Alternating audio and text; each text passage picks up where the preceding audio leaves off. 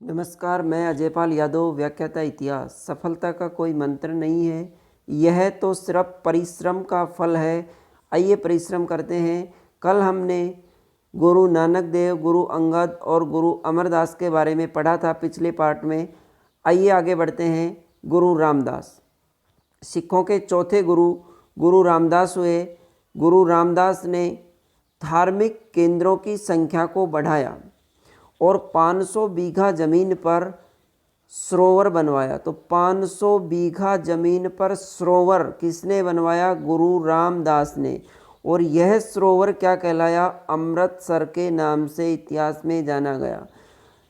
500 बीघा ज़मीन पर सरोवर बनवाने वाले गुरु रामदास थे। गुरु रामदास के कहने पर अमृतसर के शक्तिशाली और समृद्ध किसान सिख धर्म के अनुयायी बन गए। गुरु रामदास के कहने पर हरिद्वार यात्रा पर लगने वाला कर अकबर ने हटा लिया। देखिए, ये 500 बीघा ज़मीन भी अकबर ने ही गुरु को दी थी और गुरुजी के कहने पर, गुरु रामदास के कहने पर हरिद्वार यात्रा पर जो कर लगता था वो भी अकबर ने हटा लिया था।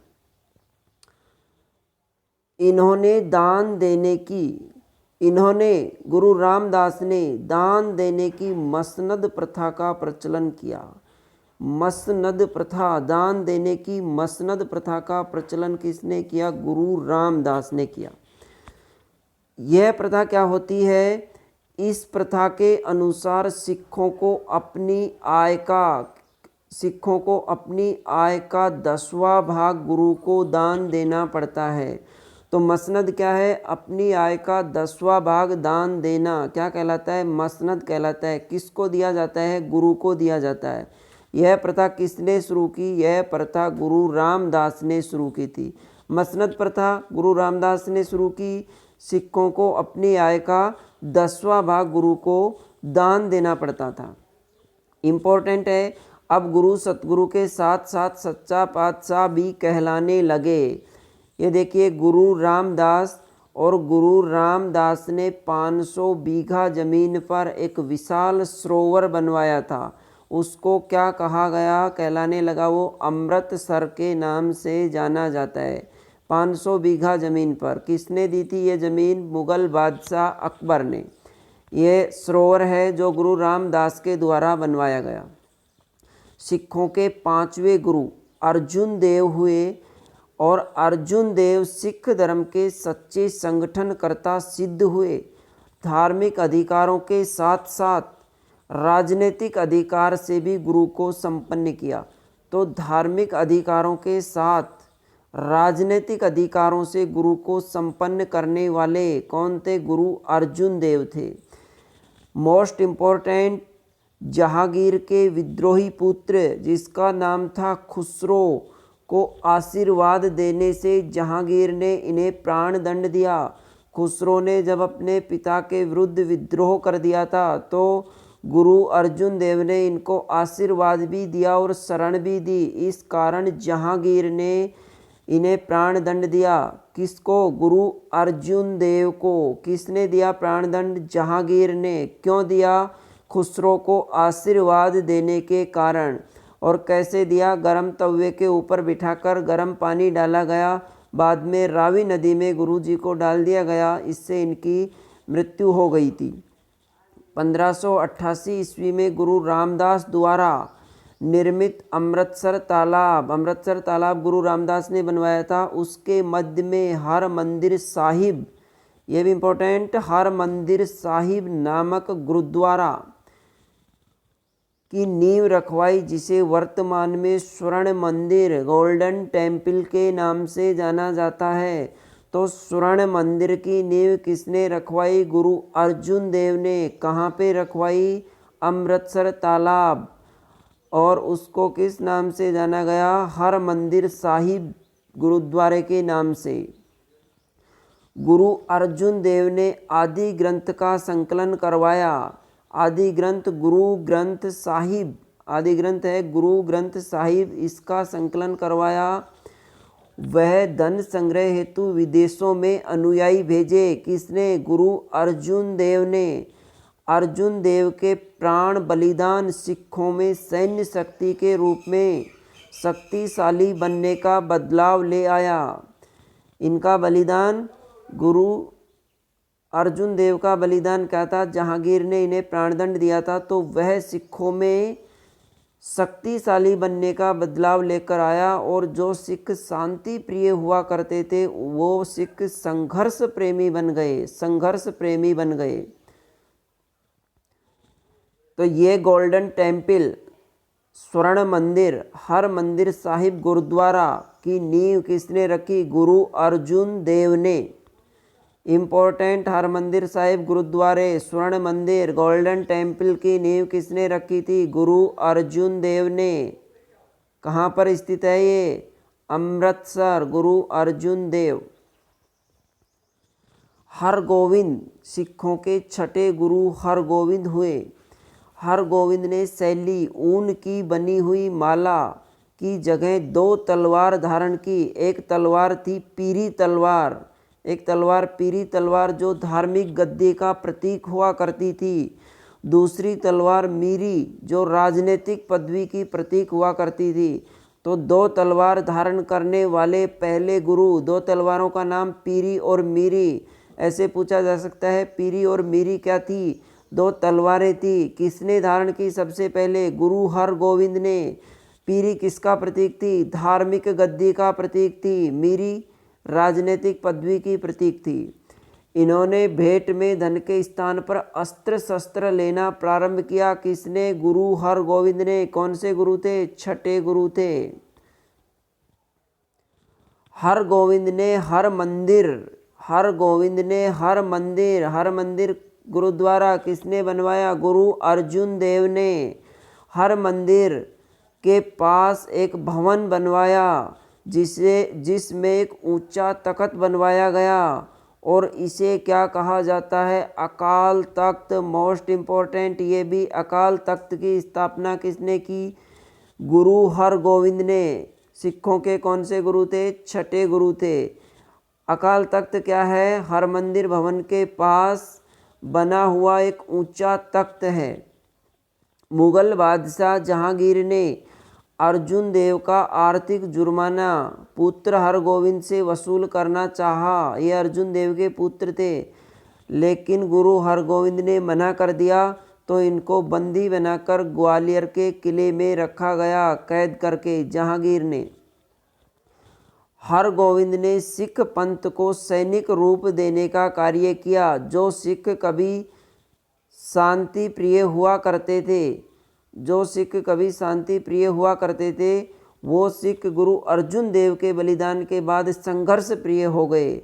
बाद में सिखों के 7वें गुरु हरिराय, सिखों के 7वें गुरु हुए हरिराय, और 8वें गुरु हुए हरिकृष्ण या हरिकिशन। इन्होंने भी इसका प्रचार किया। ये सिखों के 7वें गुरु हरिराय, सिखों के 8वें गुरु। गुरु तेग बहादुर सिखों के 9वें गुरु थे। सिखों के 9वें गुरु गुरु तेग बहादुर। पहले गुरु कौन थे? नानक देव, गुरु नानक देव। दूसरे गुरु अंगद, तीसरे अमरदास, चौथे गुरु रामदास, 5वें गुरु अर्जुन देव, छठे गुरु हरगोविंद, 7वें हरराय, 8वें हरिकिशन और 9वें गुरु कौन थे? गुरु तेग बहादुर। तेग बहादुर द्वारा मजहब स्वीकार न करने पर औरंगजेब ने उनका सिर कटवा दिया। औरंगजेब के दरबार में उपस्थित हुए और इस्लाम धर्म स्वीकार करने को कहा गया, लेकिन इन्होंने इस्लाम स्वीकार नहीं किया और अपना सिर कटवा दिया। यह भी इम्पोर्टेंट है कि सिख गुरु ने मजहब स्वीकार नहीं किया और अपना सिर कटवा दिया। गुरु तेग बहादुर कौन से गुरु थे? 9वें गुरु थे। उनके लिए लिखा गया है या कहा जाता है, सिर दिया सार नहीं दिया। इन्होंने सिर दिया, अपना सिर दे दिया, लेकिन अपना सार नहीं दिया, अर्थात धर्म को, दूसरे धर्म को स्वीकार नहीं किया। दिल्ली में इनका स्मारक चांदनी चौक में शीशगंज गुरुद्वारे के नाम से स्थित है, और वहीं चांदनी चौक में ही इनका शीश काटा गया था। वहीं पे शीशगंज नामक गुरुद्वारा बना हुआ है। ये शीशगंज किसका स्मारक है? गुरु तेग बहादुर का स्मारक है शीशगंज। गुरु तेग बहादुर का स्मारक शीशगंज गुरुद्वारा दिल्ली में। सिखों के 10वें और अंतिम गुरु गुरु गोविंद सिंह हुए। सिखों के अंतिम और 10वें गुरु गुरु गोविंद सिंह 1675 से 1708 ईस्वी। गुरु गोविंद सिंह जी सिखों के 10वें गुरु थे। कौन से गुरु थे? 10वें गुरु थे। उनका जन्म पटना साहिब में हुआ। कंपटीशन एग्जाम के लिए मोस्ट इम्पोर्टेंट, गुरु गोविंद सिंह का जन्म कहाँ हुआ? पटना साहिब। पटना आधुनिक बिहार में, बिहार की राजधानी है पटना, तो पटना में गुरु गोविंद सिंह का जन्म हुआ। औरंगजेब के अत्याचारों का विरोध करने हेतु उन्होंने शस्त्र एवं शास्त्र शिक्षा शिक्षण केंद्रों का विकास किया। औरंगजेब उस समय अत्याचार करते थे, तो शस्त्र और शास्त्र शिक्षा केंद्रों का विकास भी इन्होंने किया। गुरु गोविंद सिंह ने गुरु ग्रंथ साहिब को सिखों का गुरु घोषित किया। जो अब तक गुरु परंपरा चली आ रही थी, उस परंपरा को समाप्त कर दिया। और किसको गुरु घोषित किया? गुरु ग्रंथ साहिब आदि ग्रंथ, जिसका संकलन सिखों के 5वें गुरु, क्या नाम था? अर्जुन देव ने किया था।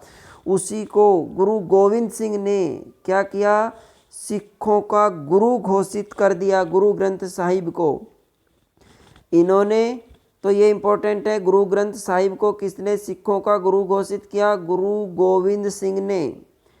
इन्होंने सिखों को संगठित करने, उनकी कुरीतियां हटाने एवं नव चेतना जागृत करने के उद्देश्य से 1699 ईस्वी में वैसाखी के दिन खालसा पंथ की स्थापना की। ये भी सिख धर्म में मोस्ट इम्पोर्टेंट है। खालसा पंथ की स्थापना किस गुरु के द्वारा की गई? कौन से गुरु थे? गुरु गोविंद सिंह। अकाल तख्त गुरु हरगोविंद, खालसा पंथ गुरु गोविंद सिंह।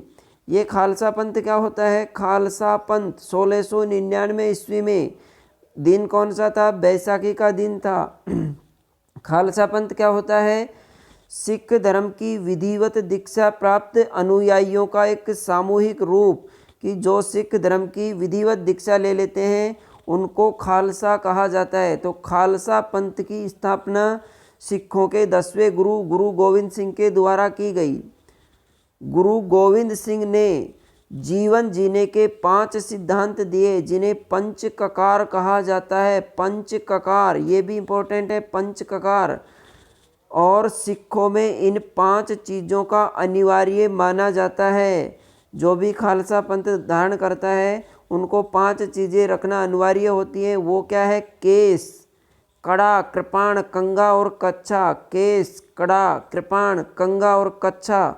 ऋषि मुनि केस रखते थे, तो सिख भी केस रखते हैं। कड़ा आत्म नियंत्रण के लिए, और कृपाण आत्मरक्षा के लिए, कंगा बालों को संवारने के लिए, कच्छा आत्म संयम के लिए। ये 5 चीज़ें धारण करनी होती हैं। केस, कड़ा, कृपाण और कंघा, इनको क्या कहा जाता है? पंच ककार कहा जाता है। गुरु गोविंद सिंह ने बलिदानी 5 भक्तों द्वारा पंज प्यारों, एक बार गुरुजी सत्संग कर रहे थे तो इन्होंने कहा था कि कौन अपने धर्म के लिए बलिदान देना चाहता है, तो 5 इनके अनुयायी खड़े हुए थे, उनको पंज प्यारों कहा गया। 5 भक्त थे और उनके लिए इन्होंने पाहुल, चरणामृत एवं अमृत छका, पतासा, घुला हुआ पानी, ये होता है एक नई प्रथा इन्होंने शुरू की थी। गुरु गोविंद सिंह जी बेहद ही निडर और बहादुर योद्धा थे। उनकी बहादुरी का अंदाजा इस दोहे से लगा सकते हैं जो उनके बारे में कहा जाता है, 1.25 लाख से एक लड़ाऊं, चिड़ियों से मैं बाज तड़ाऊं, तब गोविंद सिंह नाम कहाऊं। कि 1.25 लाख से मैं एक को लड़ाऊं और चिड़ियाओं से बाज को हराऊं, उसके बाद गोविंद सिंह नाम कहाऊं। ये उनकी बहादुरी के बारे में कहा जाता है। ये भी पूछे जा सकते हैं कि 1.25 लाख से एक लड़ाऊं, चिड़ियन ते में बाज तुड़ाऊं, किसका दोहा है या किसके कथन है? किसके हैं? गुरु गोविंद सिंह के। कौन से गुरु थे? 10वें गुरु थे। उन्होंने अपने धर्म की रक्षा के लिए मुगलों से लड़ते हुए पूरे परिवार का बलिदान कर दिया। उनके 2 बेटे अजीत सिंह और झूझार सिंह चमकौर के युद्ध में शहादत प्राप्त की। 1704 ईस्वी में एक युद्ध हुआ था। 1704 ईस्वी में वो युद्ध कौन सा था? चमकौर का युद्ध। किस किस के बीच हुआ? मुगल सेनापति थे वजीर खां और गुरु गोविंद सिंह के मध्य हुआ। उसमें गुरु गोविंद सिंह की तरफ से 40 सिख सैनिकों ने लड़ाई लड़ी थी। 40 सिख सैनिक, और एक तरफ मुगलों की विशाल सेना थी। इस युद्ध में गुरु जी के 2 पुत्र अजीत सिंह और झूझार सिंह शहीद हो गए थे। और जब ये 2 पुत्र इनके बिछड़ गए थे, सरसा नदी पार कर रहे थे। सरसा नदी पार करते समय गुरु जी के 2 पुत्र बिछड़ गए थे, जिनका नाम था जोरावर सिंह और फतेह सिंह। ये दोनों बिछड़ गए। तो बिछड़ने के बाद मुगल सैनिकों ने इन्हें पकड़कर, और सरहिंद के नवाब थे जिनका नाम था वजीर खां, इस वजीर खां के पास ले गए।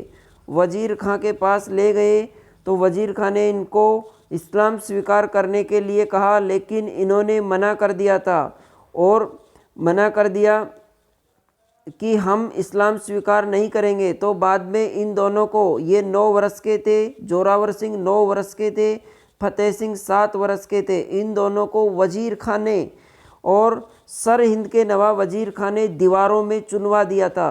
तो इस तरह से गुरु गोविंद सिंह के 4 पुत्रों ने शहादत दी थी। अजीत सिंह, झूझार सिंह, जोरावर सिंह और फतेह सिंह। जोरावर सिंह जोर से बोला, फतेह सिंह शेर सा बोला। इस तरह से दोनों ने को दीवार में चुनवा दिया गया था। गुरु गोविंद सिंह औरंगजेब के निमंत्रण पर उनसे मिलने जा रहे थे। तभी रास्ते में औरंगजेब की मृत्यु का समाचार इनको मिल गया, और 1 अक्टूबर 1708 ईस्वी को गुरु गोविंद सिंह भी परलोक सिधार गए।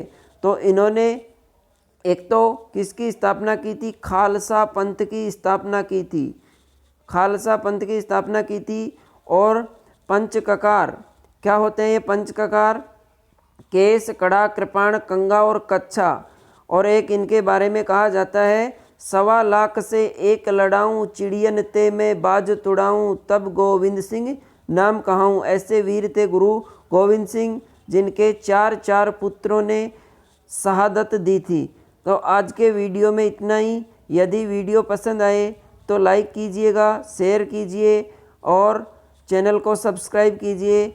आगे के पार्ट में दोबारा मिलते हैं, तब तक के लिए धन्यवाद। आप अपनी पढ़ाई जारी रखिएगा, क्योंकि सफलता का कोई शॉर्टकट नहीं होता है, और सफलता कोई मंत्र नहीं है, ये परिश्रम का फल है। धन्यवाद।